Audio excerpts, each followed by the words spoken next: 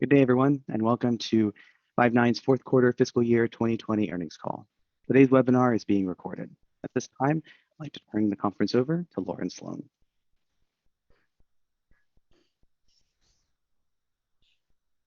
Thank you. Thank you for joining us today. On the call are Rowan Trollope, CEO, Dan Berkland, President, and Barry Zwarenstein, CFO.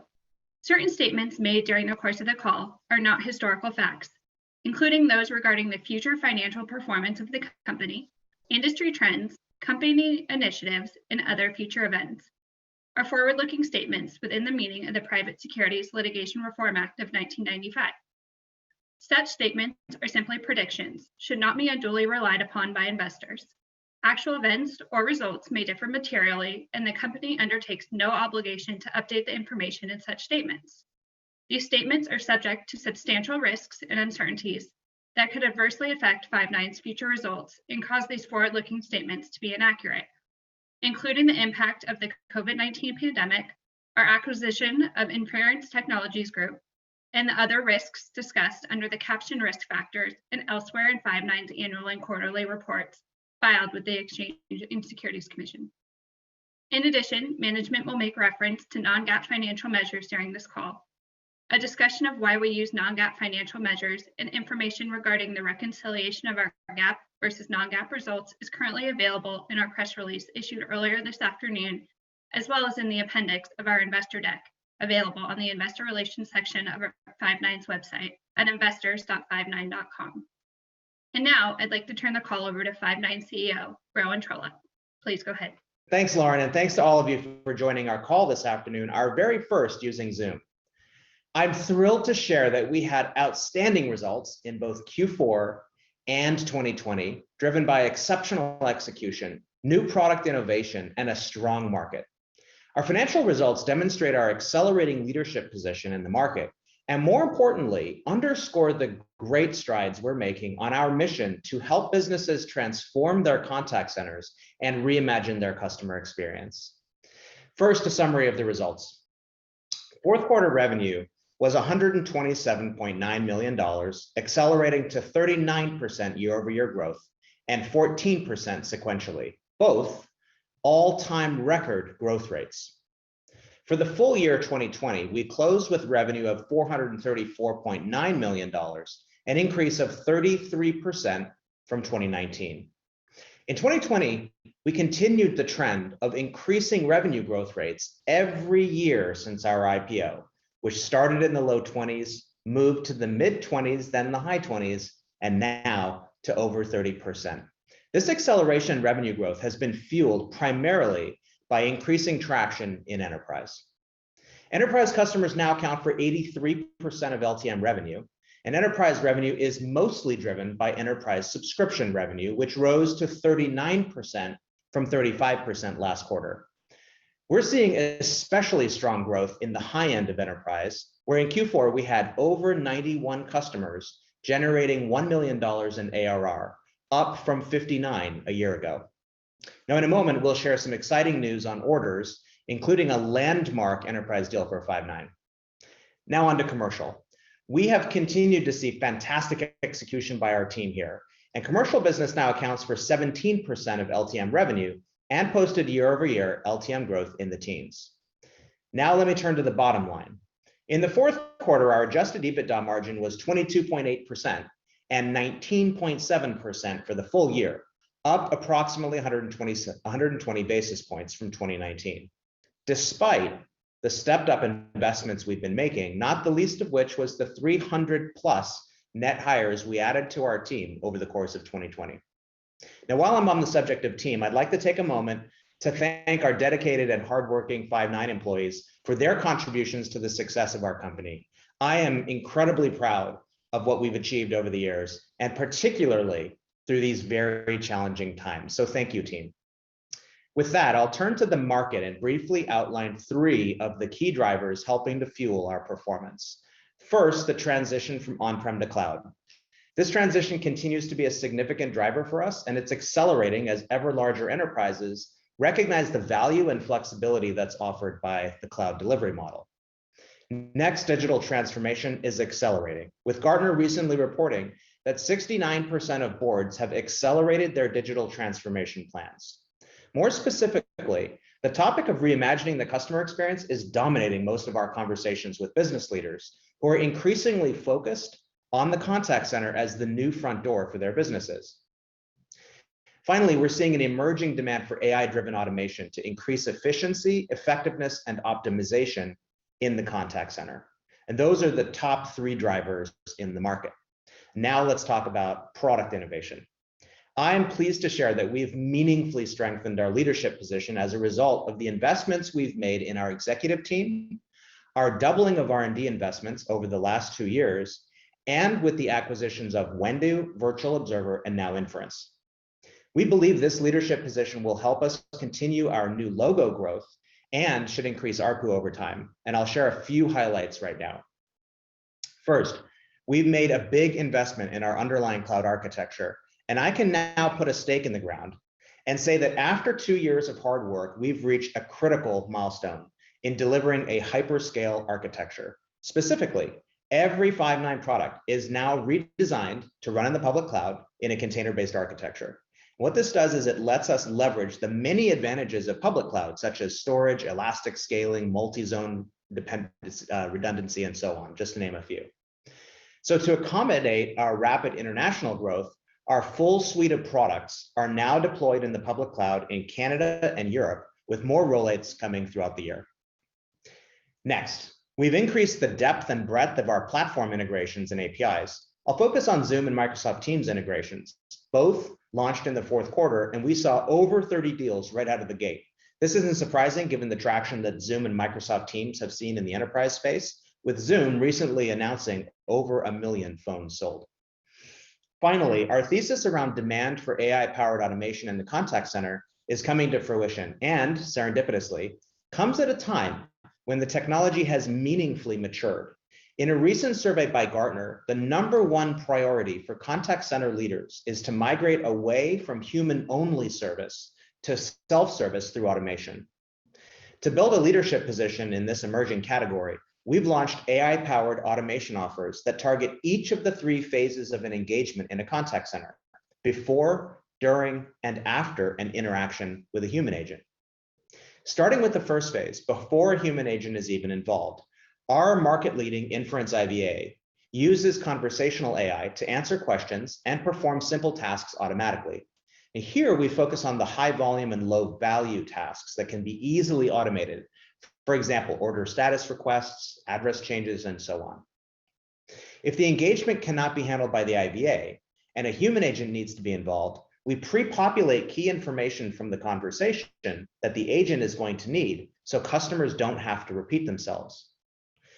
Our AI-based agent assist then steps in and provides the human agent with real-time guidance based on the content of the conversation, covering areas like script adherence, compliance, upsell opportunities, and so on. And finally, when the agent is wrapping up after the interaction, Agent Assist automatically summarizes the call and inserts it into the CRM system, dramatically cutting the time needed for wrap-up, while also meaningfully improving the quality of the summaries. Agent Assist is also deeply integrated with our workflow automation platform, formerly known as Whendu. Together, they make it really simple for contact centers to implement proactive outreach and notifications with their customers, which normally requires considerable effort and development work. In summary, AI-powered automation is hitting its stride, and the contact center is going to increasingly deploy this technology. We intend to remain at the vanguard of this transition. Our trifecta of IVAs, Agent Assist, and workflow automation is delivering results today, assisting us in winning deals and generating initial revenue. So those are just a few of the highlights on the product innovation side, but now let me shift to our go-to-market progress. First, we've accelerated our progress with systems integrators. In Q4, SI bookings more than doubled compared to last year, and as anticipated, 2020 bookings more than tripled what they were in 2019. SIs are leaning into the cloud transition and automation opportunities, particularly around IVAs, where they can add significant value building automations and helping customer deployments. We are now significantly more diversified by SI partner, and we expect another strong year in 2021. Next, our AT&T partnership is making great progress. Just 3 quarters ago, we announced the AT&T Cloud Contact Center based on Five9, and since then, we've consistently grown both wins and pipeline. And this will continue to be an investment for us in product development and joint go-to-market efforts, and we look forward to this contributing to our 2021 revenue and momentum. Finally, we're accelerating our global expansion. We increased international headcount by more than 70% year over year, although starting from a small base. The rollout of our platform on the public cloud will be a further enabler for accelerating international expansion. We saw strong bookings in Latin America, growing more than 130% year over year in the fourth quarter. Our acquisition of Inference, with operations in Australia, has added to our global footprint and will help us drive expansion with global service providers. But without a doubt, the star of the fourth quarter was EMEA, where we won the largest deal in the history of Five9 with a leading European insurance company. This 5-year deal is expected to result in nearly $12 million of annually recurring revenue to Five9, more than 2 times the size of our previous record for a new logo. In conclusion, we've executed like clockwork over the last year, and we believe we've positioned Five9 to capture this massive market opportunity and expand our leadership position. With only 15% cloud penetration of the $24 billion contact center software market, and the potential to more than double our current TAM with labor arbitrage through AI-powered automation technologies, we believe we have a tremendous and long runway ahead. We've invested in both organic product development and strategic acquisitions to take an early leadership position in contact center automation. And finally, we're going to stay laser focused on investing in 4 key areas: strategic enterprise go-to-market, our technology platform, international penetration, and finally, channel growth. With an innovative product portfolio and a modern cloud platform, favorable industry trends, and a veteran management team, we believe we can maintain 30s level enterprise subscription growth through 2021 and beyond. With that, I'd now like to turn it over to our president, Dan Burkland, to share some specific customer wins. Dan? Thank you, Rowan. We continue to execute strongly on all fronts with our go-to-market machine. We had all-time records for any quarter for both enterprise net new and enterprise installed base, and a Q4 record for commercial bookings. We also had record bookings for the year in 2020, with SIs more than tripling year over year, as Rowan mentioned. International bookings nearly doubling year over year, and channel bookings growing over 80% year over year. In addition, over 65% of our deals were influenced by partners, and our pipeline continues to grow at an all-time high.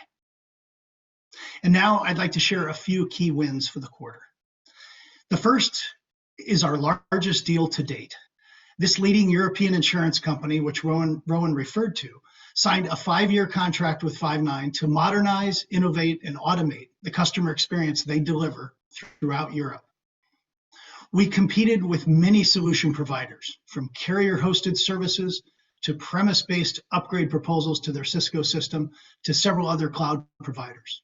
Five9 was chosen for our platform security and reliability, our robust innovation and automation solutions throughout the customer journey, and our superior approach to supporting this customer throughout the European markets they serve. We're leveraging technologies including omni-channel interactions with chat, email, and social, in addition to workflow automation, performance dashboards, video engagement, our WFO suite powered by Verint, and integration to Microsoft Teams. As Rowan mentioned, we anticipate this initial order to result in nearly $12 million in annual recurring revenue to Five9. The second example I'd like to share is a large bank based in the southeastern US.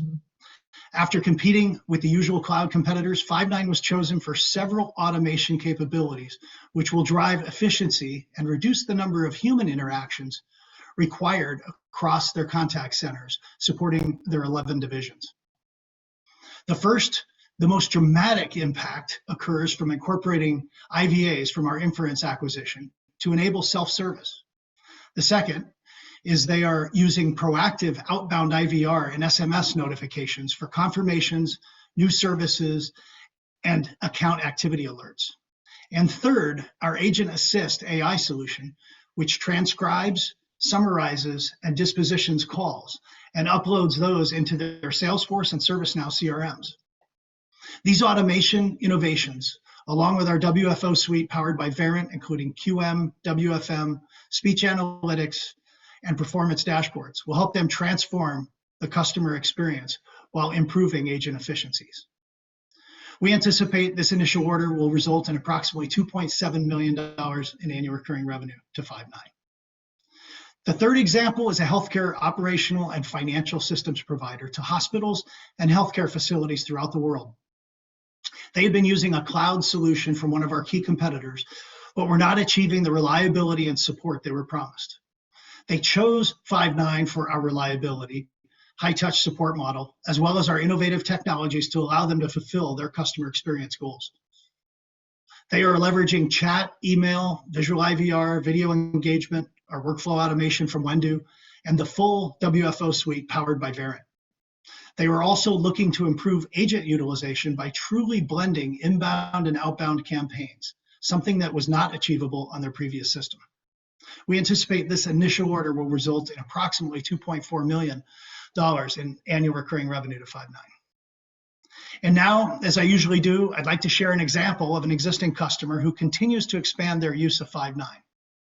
As a customer of ours since 2016, this well-known media company with streaming service of premium content and live TV was looking for contact center innovation in 3 subsidiaries not being serviced by Five9.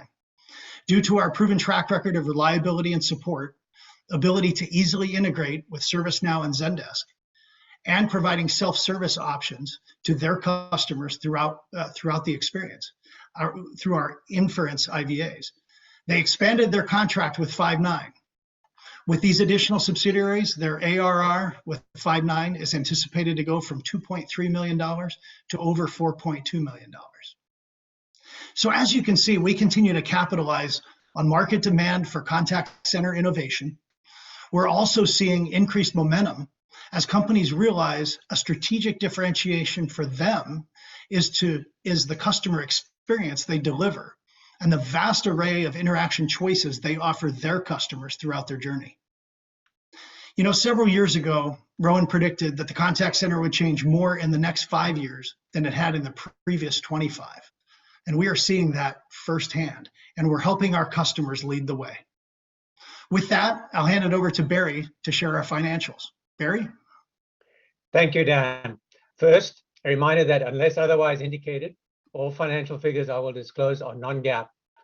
Reconciliations to GAAP are posted in the Investor Relations section on our website. We had another excellent quarter with both the top and bottom line results far exceeding our expectations. The record revenue growth rates Rowan mentioned were driven by our enterprise business. Clearly, the market is healthy and our enterprise offering is resonating, and our commercial business continues to be resilient. The split of our total revenue between recurring revenue and one-time professional services was 93% and 7% respectively. LTM dollar-based retention rates increased further to 110%, up from 107% last quarter and from 105% a year ago. Our record install-based bookings was the key driver of the continued improvement in LTM dollar-based retention rate. I would like to expand on retention rates for a moment longer. The retention rates we have been reporting since we went public have been calculated using invoicing rather than revenue. We now have 8 quarters of trended LTM retention rates based upon ASC 606 revenues. We are therefore conforming to how the vast majority of other SaaS peers report, and we are now providing retention rates based upon revenue. Going forward, we will stop providing invoicing-based retention rates. The revenue-based retention data is as follows. For the fourth quarter of 2020, LTM dollar-based retention rate was 117%, up from 114% in the third quarter, and up from 112% in the fourth quarter of 2019. Each of these revenue-based retention metrics is 7 percentage points higher than the invoicing-based retention rates previously reported for the 3 periods. The LTM dollar-based retention data for both revenue and the invoicing methodologies for the 8 quarters through Q4 20 have been posted in the IR section of our website. I will now address the 2 most frequently asked questions investors and analysts ask, namely, how much of the improved top line that we have been reporting is due to COVID? And second, what happens when hopefully in the not too distant future, COVID is contained? As Rowan mentioned, accelerated digitization has contributed to a heightened interest amongst prospects and to the strong bookings Dan talked about. The biggest impact has been in our installed base, which has seen a significant uptick in bookings and consequently in revenue. Overall, while difficult to estimate precisely, especially given the seasonal impacts that fluctuate meaningfully from year to year, we believe that the COVID added approximately mid-single digits percentage points to our second half 2020 revenue growth, primarily from the increased installed base bookings. What about post-COVID? Will companies undigitize in a post-COVID world? Hardly likely, although it is certainly possible that a portion of the bump caused by COVID may recede post-pandemic. Take retail as one example. Retailers will reopen stores and customers will have other options beyond the contact center to engage with those companies again. However, in most cases, we believe that the pandemic only accelerated the inevitable, and we will see the new digital engagement options as being generally permanent. Overall, we believe much of our business will likely not return to pre-COVID levels, and we could potentially retain some of the mid-single digit increase we saw in the second half of last year. Turning now to the rest of the financials. Fourth quarter adjusted gross margin was 66.4%, a record, and up 200 basis points year over year. Fourth quarter adjusted EBITDA margin was 22.8%, also a record, and up 160 basis points year over year. The strong overall performance resulted in us generating $2.7 million in GAAP operating income in the quarter. Fourth quarter non-GAAP net income was $23.7 million, an increase of $6.7 million year over year. Non-GAAP EPS for the fourth quarter was 34 cents per diluted share, up 7 cents year over year. Before turning to our full year performance, I would like to report that our average concurrent seat count for the fourth quarter grew to 184,483 seats, up a record 40% year over year and 15 percentage points higher than the 25% year over year growth in the fourth quarter of 2019. Note that we estimate our concurrent seats to be equivalent to approximately 277,000 seats on a named seat basis, a unit of measure that some others in the industry cite. As a reminder, we provide the seat count metric only on an annual basis. And now for a closer look at the key full year 2020 income statement metrics. 2020 revenue was $434.9 million, up a record 33% year over year. 2020 gross margin was 65.5%, up 130 basis points year over year. While on the subject of gross margins, I would like to underscore that in 2021, we are likely see an interruption of our 7-year track record of annual gross margin expansions due to a meaningful increase in public cloud spending to support international expansion and domestic growth. We expect this public cloud spending to reduce 2021 gross margins by approximately 2 percentage points. 2020 adjusted EBITDA margin was 19.7%, up 120 basis points year over year, despite the meaningful investments we have been making in R&D and go-to-market. Finally, before turning to guidance, some balance sheet and cash flow highlights. DSO was 29 days in Q4, a sequential improvement of 2 days despite the strong enterprise business. Fourth quarter operating cash flow was $19.3 million and a record $67.3 million for the full year. We have now maintained our LTM operating cash flow margin in the teens for 11 consecutive quarters, and we remain optimistic about our potential for continuing cash flow generation, given our long-term model, our substantial NOLs, and our low DSO. I'd like to finish today's prepared remarks with a brief discussion of our expectations for the full year and the first quarter of 2021. For the year, we are guiding revenue at the midpoint to grow 20% year over year to $520 million. For those of you who have been following Five9 for some time now, you will know that for the past 6 years, we have always started the new year with prudent revenue guidance of 16% year-over-year growth, mainly due to the uncertainties around the magnitude of the seasonal impact of our second half business. Approximately 2 of the 4 percentage point increase from 16% to 20% is driven by the revenue contribution from inference, and the other 2 percentage points is driven by the evident strength of our core business. Before sharing the specifics on the 2021 bottom line guidance, please keep 2 important factors in mind. First, as we pointed out on our last call, we will have meaningful dilution from the inference acquisition. Second, and I'd like to underscore this point, we are awash with high quality opportunities, which will require incremental expenses, and given the healthy market environment, it would be irresponsible for us not to continue investing in our business.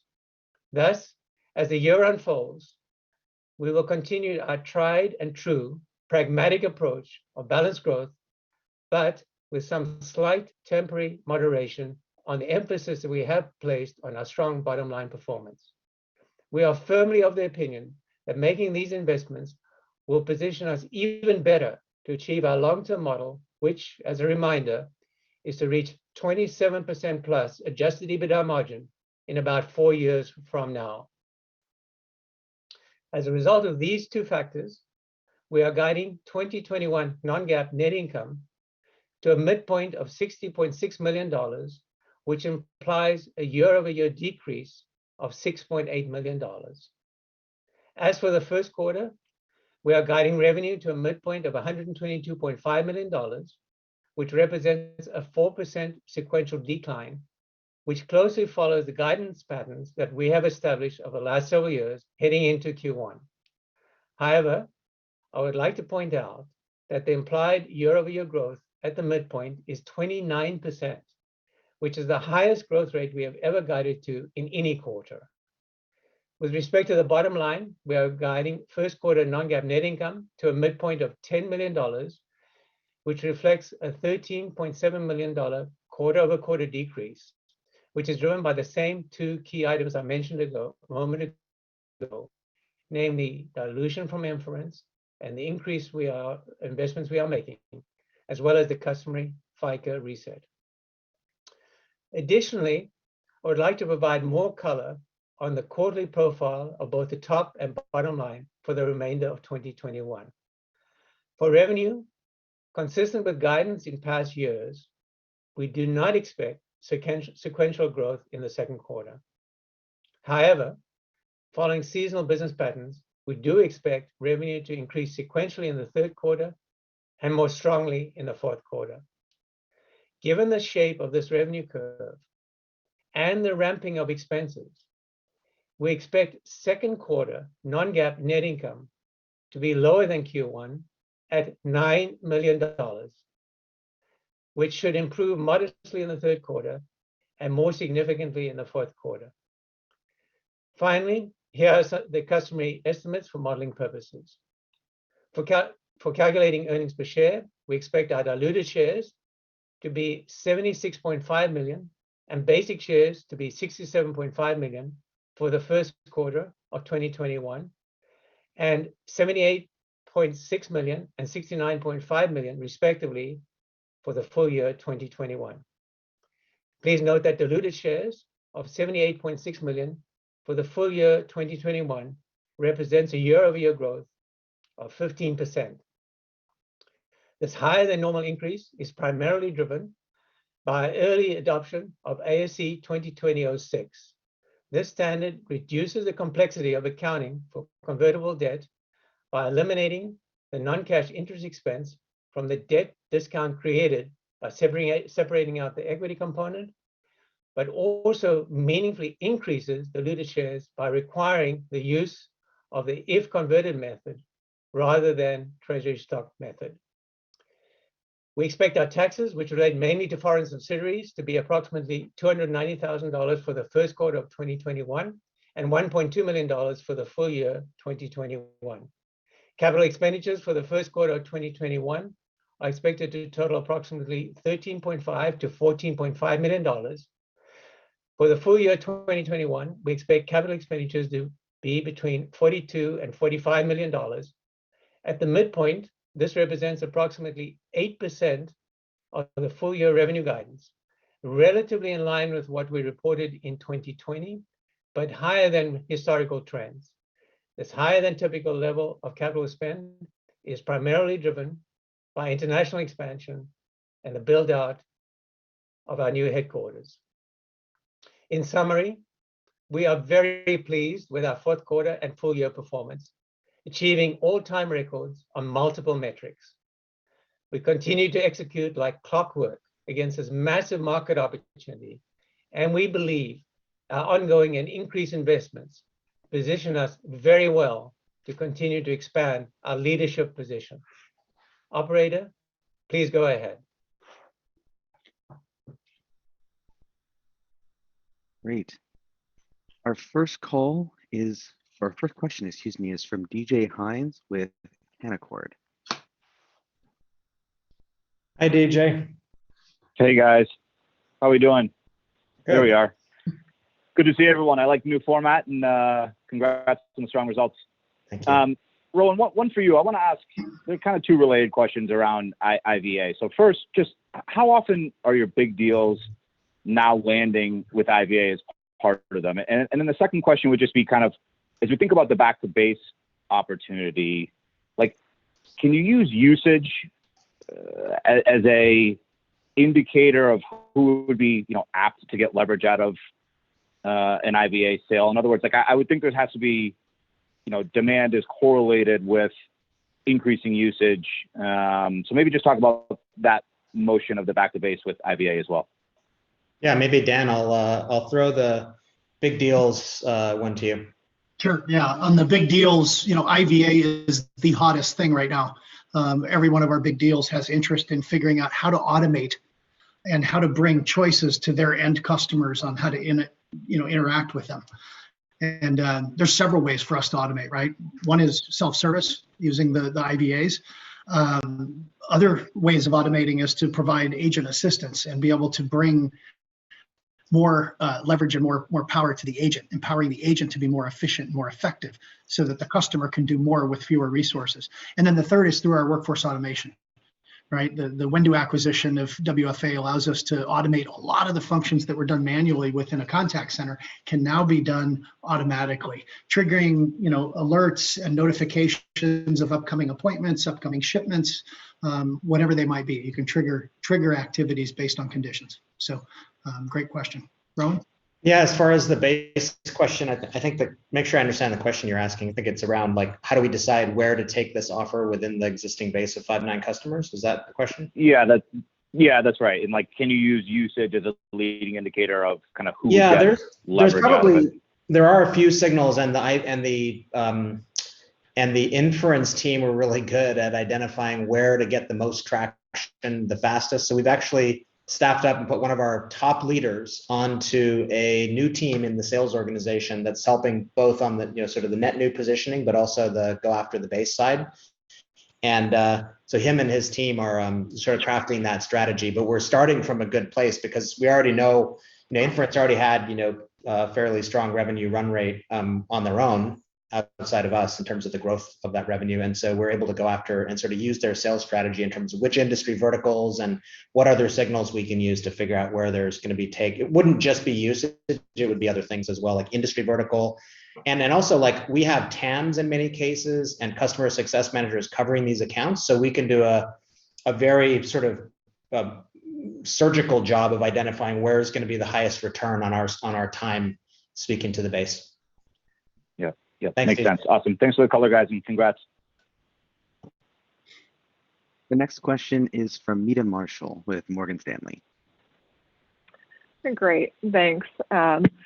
Just a question on, kind of building on DJ's question, just what are you seeing as far as initial deal composition? Is it, they're looking at UC, contact center, WFO, AI kind of all at the same time, or just how is that evolving of what you're seeing kind of in what customers are trying to do in the initial deal cycle? And then maybe as just a second question, just any update on the AT&T relationship? Thanks. Sure. I'll let Dan take the first part. Okay. Yeah. Regarding the deals themselves, it really runs the gamut. When you look at companies that are trying to deliver a better optimal customer experience, that can mean different things to different companies.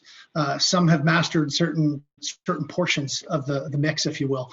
But what we look for is going in and consultatively working with that customer to say, what is it that you're trying to deliver and how can we help? And oftentimes that comes down to they have lacked automation in the past and they're looking for ways to give their customer more choices. And that can mean even things as basic as adding chat or email, the omni-channel solutions to the full automation that I described earlier. So it does run the gamut and it really depends on the particular customer. But that's the key for us, is being able to deliver a full end-to-end portfolio that can allow us to tailor a solution for the given customer. Regarding the AT&T relationship, we're seeing tremendous traction there. We're building up a tremendous pipeline and executing and selling more and more deals. The larger deals are starting to come through with AT&T. Not because there wasn't interest in the larger deals. The larger deals have a longer sales cycle and a larger engagement cycle. So those are starting to come to fruition. And as we had mentioned last year, 2021 is the year to really capitalize and see a revenue mover from that activity. Thanks, Mita. Thanks. The next question is from Terry Tillman with Truist. Hey, congratulations on the results. Great job. My two-part question, Rowan, you were very proactive and helpful on AI before, during, and after an interaction. I'm curious, of those three kind of areas or phases, where are you seeing the most activity? And again, I know it's early days, but it does seem strategically important for the business, particularly like driving revenue in the middle and during the interaction. But how's the pricing and the packaging and working out? Thank you. Sure. The interest is strongest on the before, because if you can handle the interaction before it ever hits an agent, you get the most savings. And then the second is really, I would call it after, is where we're getting traction. And that is doing after call work and call summarization automatically for customers. So those are the two areas. And the during is something I would say we're still working on delivering the capabilities. But yeah, really before and after, and before being very, very much the place that I think people are most interested in looking right now. Could you maybe just talk real quick about the packaging or how's it working out in terms of the pricing and monetization? Yeah. So we already had established market pricing from Inference before the acquisition. And so, we've kind of used that as our baseline. And we've introduced a default offer that comes with Five9 and then sort of 3 tiers above that. So you can sort of buy the silver, the bronze, silver, and the gold version of Inference. With the sweet spot probably being in the $450 per digital agent price range. Thank you. Thank you, Terry. Our next question is from Sterling Auty with JP Morgan. Hey guys, this is Drew on for Sterling. I was wondering if you could provide a little more color on the incremental investments in 2021 and kind of which operating expenses you plan to ramp up specifically. Thanks. Yeah, Barry. Yeah, so this is basically in order of importance. We investing increasingly, deleveraging slightly in our sales and marketing expenses. So number one. Number two is R&D again. We expect another year in which the percentage will inch up. Now, separately, we're also going to be spending a fair amount on, but relatedly, on inference. They've as part of our agreement to buy them, there was an earnout. We ring-fenced the sales, marketing, R&D, and that's quite a big change in year to year. So that again is sales and marketing and R&D. And then finally, as we alluded to in the prepared remarks, we are spending a fair amount this year, especially in second quarter onwards, on public cloud as we roll that out across different regions. That, however, will not show up in expenses primarily. It'll show up mostly in cost of revenue. Got it. Thank you. Our next question is from Will Power with Baird. Right, great. Thanks for taking the question. Congratulations on the strong results. I wanted to ask on the international results. I think you indicated bookings doubled year over year. I mean, it seems like you're really seeing strong growth, and of course, alluded to, I guess, what's your biggest deal ever. So maybe if you could just talk about what the key drivers have been as you look over this past year of the traction you've generated internationally, and what are the next key drivers, right? As you look over the next 3 years, what helps you maintain that kind of traction? Yeah, well, thanks, Will. We started the investments there. As you know, we started talking about that a couple of years ago. We hired a new leader in EMEA. And so we really began staffing out and investing there, as well as making the investment in porting our infrastructure to public cloud, which has allowed us now to very quickly stand up new instances. So some of the bigger deals that we're now starting to win are directly on the back of that investment, because we wouldn't have been in these very, very large accounts had we not been able to satisfy local European data residency requirements and so on. So it's a combination of factors, no one factor. I think the last factor I would throw out is market readiness. This is another one where, and maybe probably even COVID, right? With sort of, okay, we got to finally look at the cloud kind of recognition of that being a new reality. So I think just a combination of factors, not any one individual thing, and just all hitting at the kind of all coming into play at the in 2020 for us. Thank you. Yeah, thanks, Will. Our next question is from Michael Turin with Wells Fargo. Hey there, thanks. Good afternoon. Appreciate you taking the question. So clearly great close to the year here.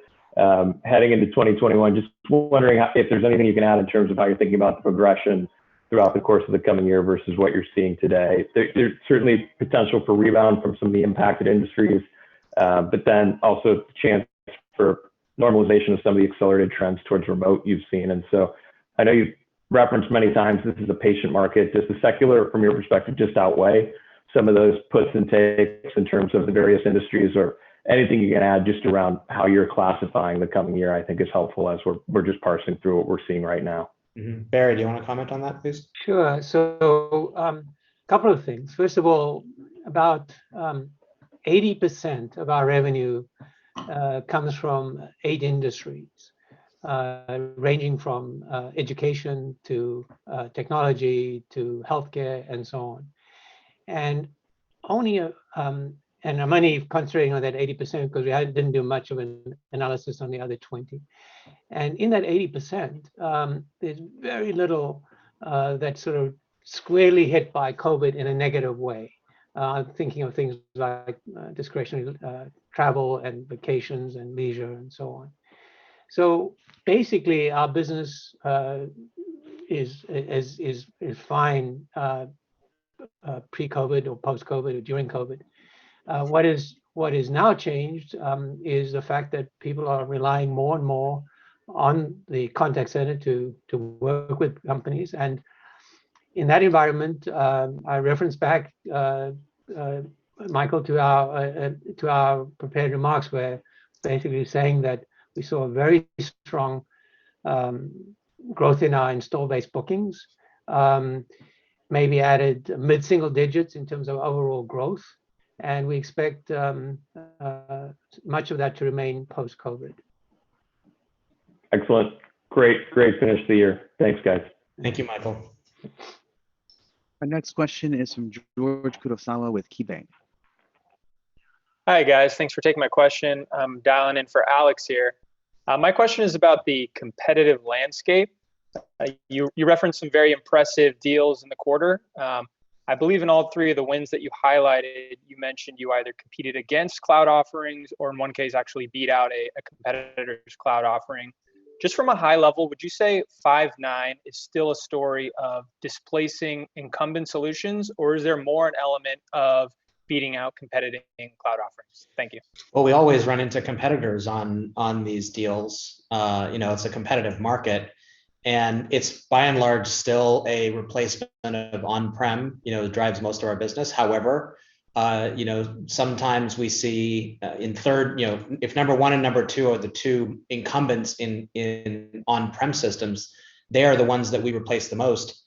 But number three is actually another cloud vendor that we compete with. So we're actually sometimes replacing other cloud vendors that the company has tried and wasn't right for them. So we are seeing that, but by far the biggest driver is continuing to replace on-prem. And on that front, we continue to see the same competitors.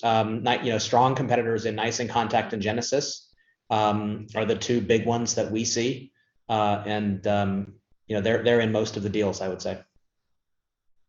Great. Thank you very much, and congrats again on the quarter. Thanks, George. Our next question is from Scott Berg with Needham. Hey, Rowan, Barry, and Dan, congrats on a really good quarter, and thanks for taking my question here. I guess my question's around the big deal environment. It looks like it's going pretty well for you guys, including your largest deal ever. And I guess as you look at the big deal environment, I know it's early on the automation side, Rowan, but are those solutions starting to impact how you're selling those deals or what the bookings in those looks like? Or should we imagine or view the automation solutions as really being more of a 21 bookings event versus maybe what you've done last quarter or two? I'll let Dan. Thanks, Scott, for the question. It's a good one. Dan, yeah, do you want to comment on sure. that? Yeah, Scott, great question. And we're coming to every opportunity with the automation story and the ability for these companies to take on and automate more of the functions that they used to do manually. And the key there is many companies will go ahead and implement automation day one, but it doesn't move the revenue needle as much so far. To your point earlier, the bookings that we've done thus far haven't really moved the needle on the revenue front. And part of that is because they see our story, they test those solutions, and they say, great, in many cases, get me to the cloud with Five9. I know you guys are my long-term solution. And the automation will occur over several years. Yeah, we'll definitely get impact in 2021. But when you start to say, okay, let's put in IVAs to self-serve, are the consumers all going to self-serve and get all of their transactions handled that way? No. But there's a small percentage that will. And I think over time, as our society gets more and more comfortable talking to machines, we all do it at home with Siri and Alexa and other devices, the spoken commands into a system and expecting to get the right response is going to only get better and better adoption over time. And you think about it where we are today versus where we were 3-4 years ago. It's come a long way.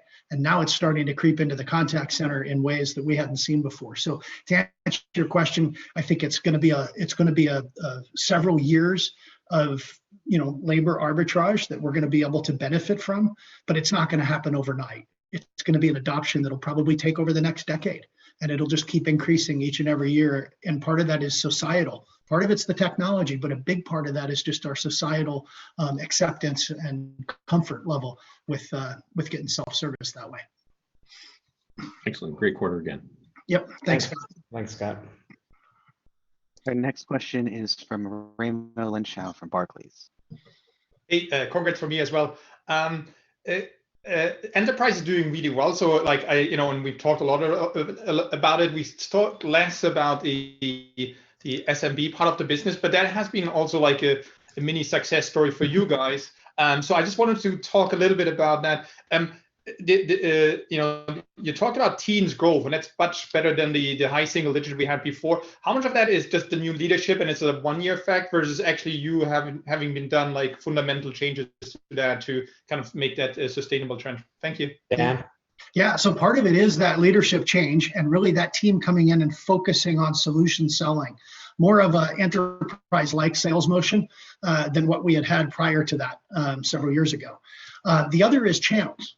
You know, we talk a lot about these channel organizations that we've signed on, and many of them do business across the spectrum, from small customers to larger customers. And so we get handed and brought into a lot of transactions that we wouldn't otherwise have seen. They wouldn't have reached out and found Five9 on their own, but the channel can bring us that business. And so that's been another driver for why we've been able to see a resurgence in that growth model within what you call SMB, which is really what we call commercial, but same thing.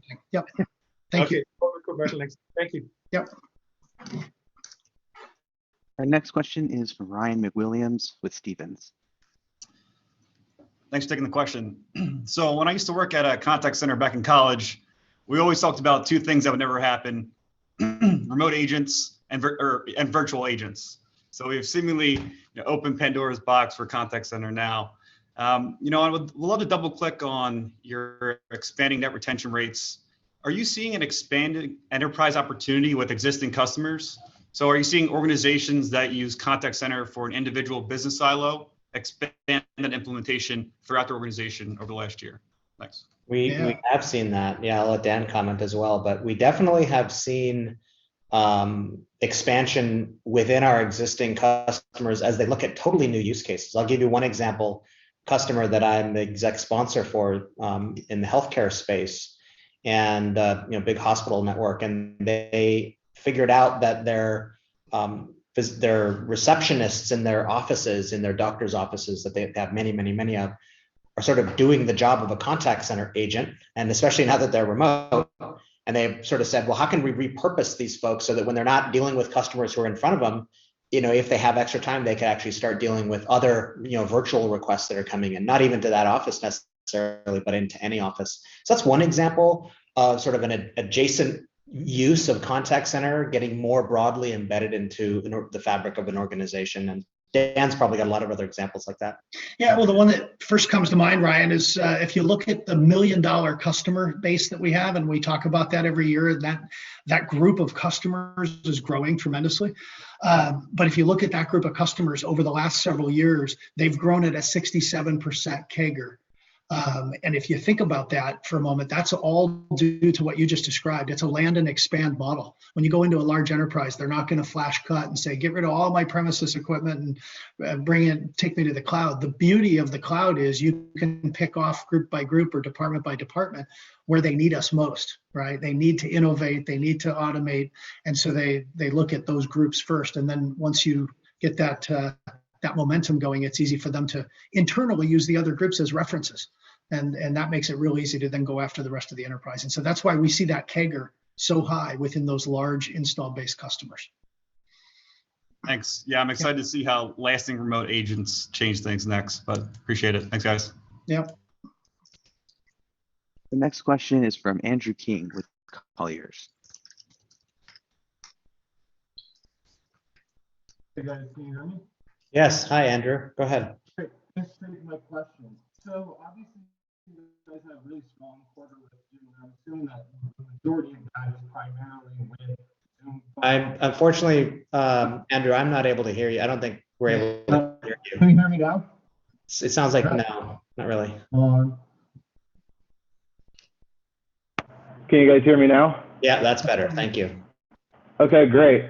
So obviously you guys had a really strong quarter with Zoom phones, and it seems like a lot of that adoption is coming from the phone solution. Can you talk a little bit about any new use cases you're seeing pairing CCaaS with video solutions?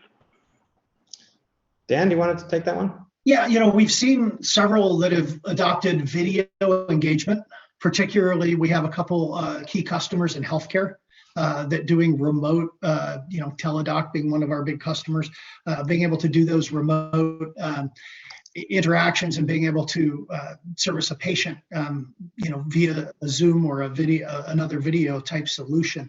And there's some very specific products that allow that to happen. It's not as simple as, hey, just turn on video for every interaction you're going to have within a contact center. But there's some specific solutions that do cater directly to healthcare and some other key verticals. It's still niche play when it comes to, video in the contact center. Some organizations are, it's not the right fit, and they don't necessarily want their agents being viewed in every interaction, but it is a growing trend, and it does have its place, especially with today's remote workforce. And if I touch on that for a moment, the previous question was being asked about remote workforce and will that be kind of a permanent thing? We're finding lots of our customers, for a couple reasons, several reasons, are looking at having a remote workforce well after the pandemic ends. And the reason is because they now find with the technology, they can observe, monitor, track performance, and they're getting the productivity that they never imagined that they would out of a remote workforce. Ryan's point earlier was, I never thought I'd see remote agents. Well, we've now proven it, and customers are finding the data is reflecting that they can get that productivity. And when you look at the remote workforce, I can now cast a wider net. I don't need to hire within 30-mile radius of my contact center. I can also get a higher educated workforce because I'm able to hire people that may have had to stay at home previously for other personal reasons, but they now can be part of that workforce.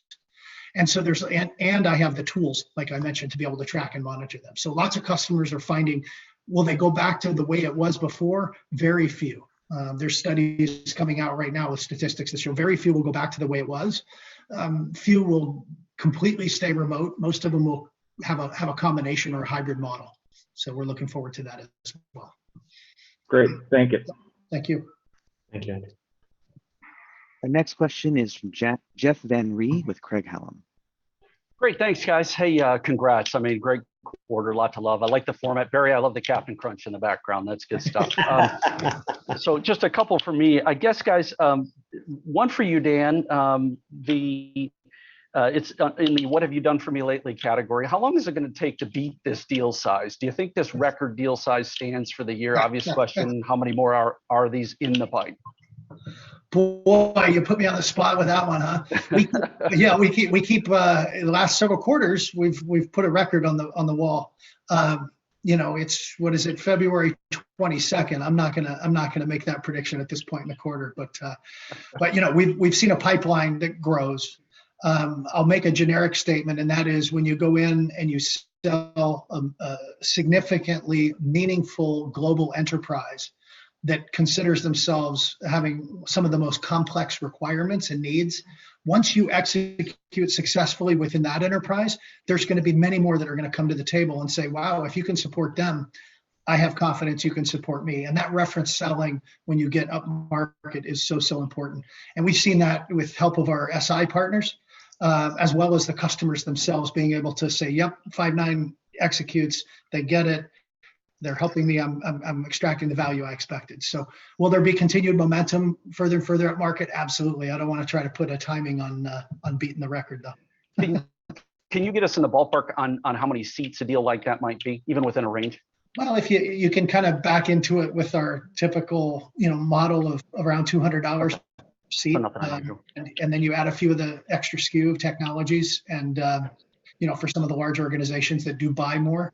And you can figure out where that falls. It's actually hard for customers to estimate their concurrent usage when they purchase, because they're looking at it with, well, gee, I never really had to worry about concurrency. They worried about overall licenses for every end user. So it's some of that is estimating at the front and then truing up as you go. Yeah, makes sense. Different day. One last one, if I could sneak it in, Rowan. You got a question earlier on competitive landscape, but I wanted to revisit it. Obviously, the space is on fire. Customer engagement, digital transformation is a super strong space. Avaya's out talking about their move to the cloud, and you talked about the legacy guys that you're in there frequently displacing. I'm more interested in both the UCaaS guys that are trying to sell contact center into the base, and then also Amazon Twilio. Twilio had great numbers the other day. Amazon's throwing out some big numbers. I mean, there's a lot of room to play with these numbers, but I'm just kind of curious in the positioning, like where you're seeing them, just how everybody's carving out their relative spaces for future dominance. Well, this is definitely an oversimplification, but the UCaaS vendors tend to be in the smaller end of the customer base. RingCentral and 8x8, for example. And then, Amazon tends to, at least, they're both, they're sort of at the very, very small, less than 5 or 10 agents, and then very, very large. So we're not running into Amazon that much, and we don't run into the UCaaS vendors that much. That's why when we talk about our competitors who we face head on, it is those pure play cloud contact center as a service companies. And to remind you, the distribution of contact centers, it really follows a bell curve where, the 50% of the contact center seats are in these sort of mid-sized contact centers between 50 to 500 seats. And, we play, from sort of, call it 2 to 5 seats at the low end, all the way up into the, into that 50 to 500 space and beyond. Now, obviously, you're seeing that traction as we're getting up into the top end of the market. But net of it is there is plenty of market to go after, in the segment without actually bumping into some of the competitors that you mentioned. Yeah. Well, fair enough. Congrats, guys. This is great. Thank you. We have time for just one more question. So our last question is going to come from Matt Van Vliet with BTIG. Yeah, hi guys, congrats on the quarter.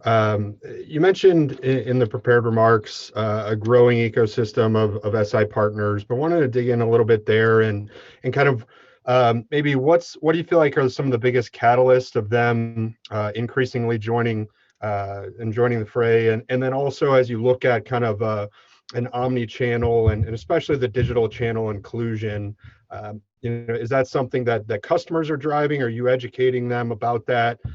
And are those the kind of deals where the SI partners are really getting involved in, bringing in communications from a multitude of different areas of the organization? Yeah, so awesome question.